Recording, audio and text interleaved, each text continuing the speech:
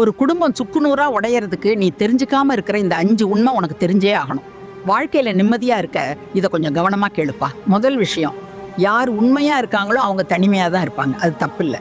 ஆனா உண்மை நேர்மைன்னு சொல்லி மற்றவங்க மரியாதையை குறைச்சா அங்க கண்டிப்பா பெரிய விரிசல் விழத்தான் செய்யும். 2வது விஷயம், விவாதம் வரும்போது யாராவது ஒருத்தர் அமைதியானா நிலைமை அப்படியே மாறிடும். கொதிக்கிற தண்ணியில எப்படி முகம் தெரியாதோ அதே மாதிரிதான் கோபத்துல நியாயமும் புரியாதுப்பா. 3வது, ஒரு பிரச்சனை உனக்கு வந்தாலும் சரி, உன்னை சார்ந்தவங்களுக்கு வந்தாலும் சரி, தராசு மாதிரி 2 பக்கமும் கேட்டு முடிவெடுக்கணும்.